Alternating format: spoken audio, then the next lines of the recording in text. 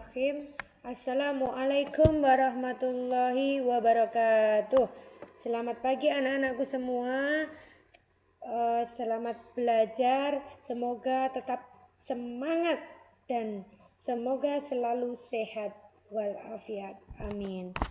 Baik anak-anakku, pada pagi hari ini kita akan belajar mata pelajaran fikih tentang makanan haram. Ya. Jadi, makanan itu adalah sesuatu yang dimakan oleh manusia, kemudian dicerna dan diserap dalam tubuh untuk menghasilkan energi dan mendukung segala aktivitas. Kata haram itu berasal dari kata dalam bahasa Arab yang artinya sesuatu yang dilarang. Jadi, maksud dari makanan haram itu adalah makanan atau suatu benda yang dilarang untuk dikonsumsi oleh manusia, terutama umat Islam. Dan apabila tetap dikonsumsinya, maka ia berdosa. Jadi, ya, makanan haram itu makanan yang benar-benar dilarang oleh Al-Quran dan tidak boleh dikonsumsi oleh manusia. Jika dia tetap nekat untuk memakannya, maka dia akan berdosa. Ya. Kita lanjutkan macam-macam makanan haram. Makanan yang diharamkan agama itu adalah makanan yang diharamkan di dalam Al-Quran dan di dalam hadis. Secara garis besar, haramnya makanan itu dibagi menjadi dua. Yang pertama yaitu haram aini. Maksudnya apa? Maksudnya yaitu hukum asal dari makanan itu sendiri memang sudah haram ditinjau dari sifat bendanya. Contohnya apa? Contohnya ada daging babi, ada darah, dan bangkai. Ya. Haram yang disebabkan sifatnya itu ada 3. Yang pertama berupa hewani, yaitu haramnya suatu makanan yang berasal dari hewan seperti daging babi, anjing, ulat, buaya, darah hewan, dan nanah. Ya. Jadi kalau kita makan daging babi, daging anjing, ulat, buaya, darah hewan, juga nanah, itu hukumnya haram. Kemudian yang kedua berupa nabati atau dari tumbuhan, yaitu haramnya suatu makanan yang berasal dari tumbuhan. Misalnya tumbuhan kecubung. Ini tumbuhan yang membahayakan. Ada ganja, ini juga berbahaya bagi tubuh manusia. Serta daun-daun yang mengandung racun. Itu juga haram hukumnya. Yang ketiga, benda yang berasal dari perut bumi. Dan apabila dimakan orang tersebut, maka dia akan mati atau membahayakan dirinya. Seperti timah, aspal, logam, dan sejenisnya. Jadi kalau manusia makan timah itu kan akan membahayakan dirinya. Ya, akan membahayakan dirinya sendiri. Bahkan bisa meninggal. Nah, itu haram untuk dimakan.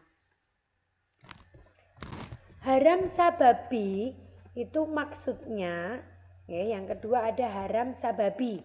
Maksudnya hukum asal makanan itu sendiri adalah halal. Akan tetapi dia bisa berubah menjadi haram karena adanya sebab yang menjadikannya haramnya makanan tersebut. Ya, jadi haram sababi itu tadinya makanan itu halal, tetapi karena sebab tertentu makanan itu bisa menjadi haram. Contohnya seperti apa? Daging sapi itu kan halal. tetapi digoreng dengan minyak babi. Minyak babi ini haram. Maka dari itu daging sapi yang digoreng tadi hukumnya juga menjadi haram. Haram sababi dapat juga ditinjau dari hasil usaha yang haram. Ya, jadi contohnya seperti ini. 1. Makanan haram yang diperoleh dari hasil usaha dengan cara zalim. Seperti dengan cara mencuri, merampok, dan menipu. Nah, jadi apa itu makanan hasil mencuri, makanan hasil merampok, itu hukumnya haram. Yang kedua, makanan haram yang diperoleh dari hasil berjudi, menang taruhan, menang lotre. Nah, uang dari hasil berjudi, dari taruhan ini juga haram hukumnya. Yang ketiga, hasil haram dari penjualan makanan yang haram. Seperti menjual daging babi. Daging babi ini sudah jelas-jelas haram, masih dijual. Nah, uangnya digunakan untuk membeli makanan. Nah, makanan yang kita beli ini tadi, makanan yang kita beli dari hasil uang menjual daging babi ini tadi, makanannya menjadi haram.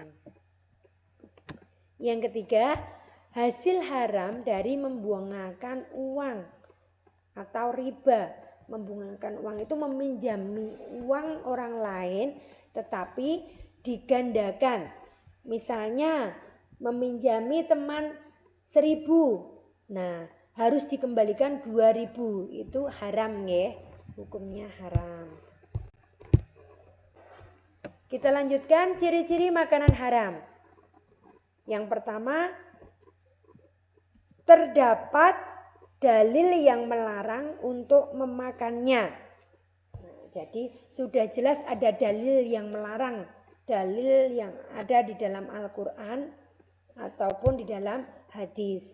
2. Kotor, menjijikkan, mendatangkan mudarat, serta berbahaya bagi tubuh dan kesehatan.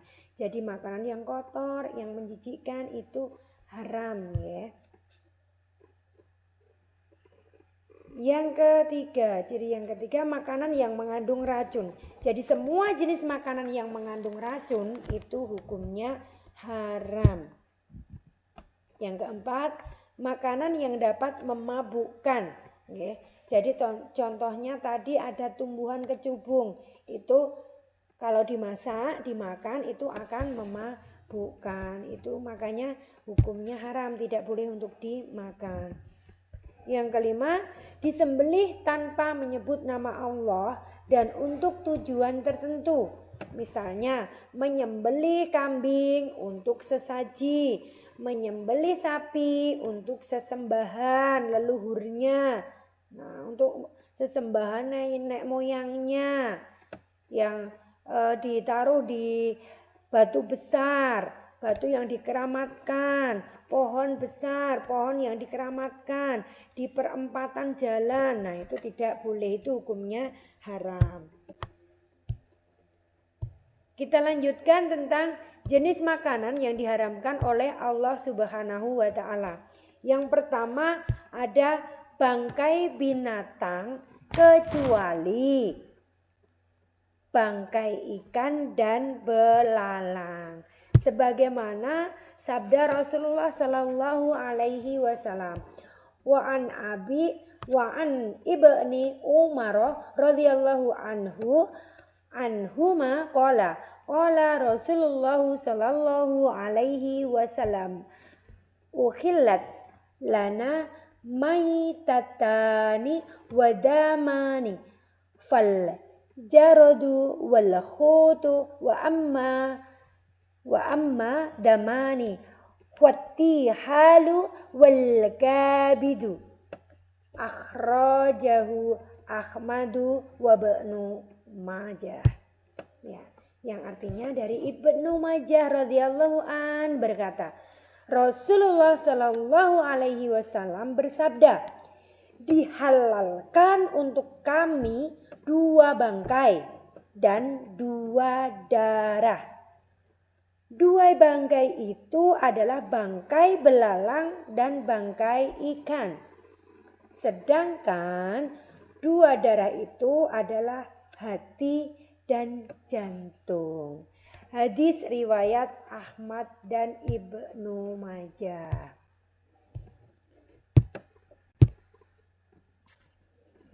Yang kedua, makanan yang diharamkan oleh Allah. Yang kedua adalah darah dari binatang halal maupun haram.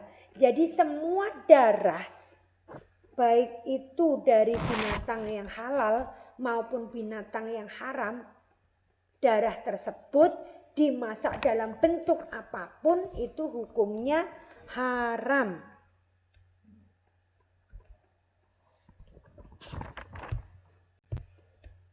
Yang ketiga, ada makanan yang buruk, makanan yang menjijikkan, makanan yang najis, seperti kecoa, lalat, tikus, cacing, kutu. Itu kan menjijikkan, ya. Itu berarti kalau dimakan hukumnya haram. Yang keempat ada daging babi. Daging babi itu semua yang ada di dalam tubuhnya itu haram hukumnya. Kulitnya, tulangnya, ya. Semuanya yang ada di dalam daging babi itu haram untuk dimakan. Yang kelima itu ada binatang yang disembelih tidak atas nama Allah. Jadi menyembelih hewan itu asal disembelih saja, tidak menyebut nama Allah. Jadi ketika menyembelih ayam hanya disembelih saja, tidak menyebut nama Allah, itu hukumnya haram. Sama juga bangkai. Yang keenam ada makanan yang membahayakan. Misalnya makanan tersebut mengandung racun. Itu jelas-jelas haram. Makanan yang sudah basi itu juga haram. Baik anak-anakku semua, kita lanjutkan bagaimana cara kita menjauhi makanan haram. Sebagai seorang muslim, kita harus bisa berusaha untuk menghindari dan menjauhi makanan yang haram. Yang perlu kita perhatikan agar kita dapat menghindari makanan yang diharamkan yaitu 1. Tanamkan dalam diri kita sikap tidak suka terhadap makanan haram. Jadi kita harus bisa meyakinkan pada diri kita sendiri kalau kita benar-benar tidak menyukai makanan yang haram. Yang kedua, hendaklah dipahami betul macam-macam makanan yang diharamkan.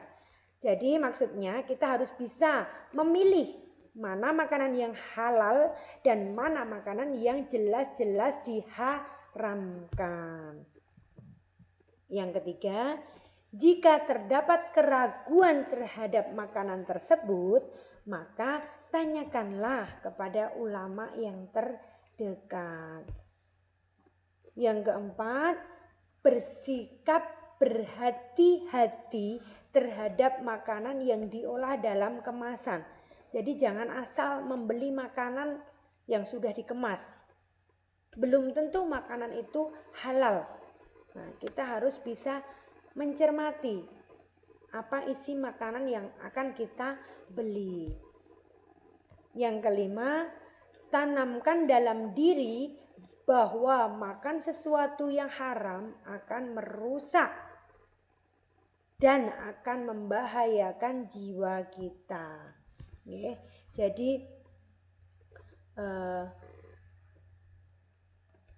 kita itu harus bisa meyakinkan diri kita kalau dengan makan makanan yang haram itu sangat berbahaya bagi jiwa kita karena bisa merusak seluruh isi tubuh kita. Yang keenam, menjauhi pergaulan yang mengarah pada makanan haram. Nah, ini kita harus benar-benar cermat. Kita harus bisa memilih teman yang benar-benar mau dan bisa untuk mengonsumsi makanan yang halal dan bisa menjauhi makanan yang haram. Yang terakhir, anak-anakku, kita akan mempelajari tentang bagaimana akibat dari mengonsumsi makanan yang haram. Apa saja akibatnya? Yang pertama yaitu akan merusak kesehatan. Jadi dengan kita makan makanan yang haram, itu akan bisa merusak kesehatan di dalam tubuh kita. Terutama yaitu akan merusak kalbu atau hati, sehingga akan menjadikannya tidak sehat. Yang kedua, jika kita mengonsumsi makanan yang haram, itu Allah tidak akan mengabulkan doa-doa kita. Jadi doa kita tidak akan dikabulkan oleh Allah. Akibat yang ketiga yaitu merusak amal soleh. Jadi sholat kita tidak akan diterima tanpa kita bersuci. Begitu juga dengan sedekah kita tidak akan diterima karena dari hasil yang haram.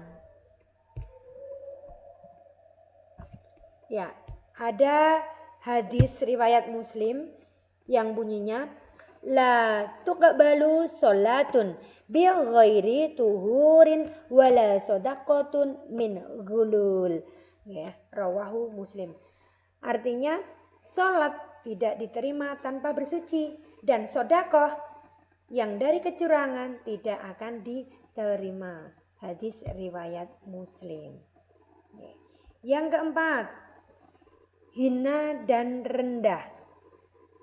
Jadi orang yang mengonsumsi makanan haram itu akan menjadikannya dia hina dan menjadikannya dia rendah diri. Karena apa? Karena dia hidup itu di atas kezaliman tanpa orang lain. Memakan harta mereka, bahkan merampas hak-hak atau harta orang lain. Sehingga akan menjadikannya menjadi hina. Yang kelima, menyebabkan keturunannya rusak. Dengan memakan makanan yang haram, itu seseorang untuk dirinya dan keluarganya itu akan menyebabkan keturunannya menjadi rusak akhlaknya. Bahkan tidak akan peduli dengan agamanya. Allah tidak akan menjaga mereka sebagai hukuman atas perbuatan orang tua yang mengambil makanan yang haram. Jadi kita harus benar-benar berhati-hati dalam mengonsumsi makanan. Anak-anakku semua, untuk materi pada pagi hari ini saya cukupkan sekian. Terima kasih. Akhirul kalam. Wassalamualaikum warahmatullahi wabarakatuh.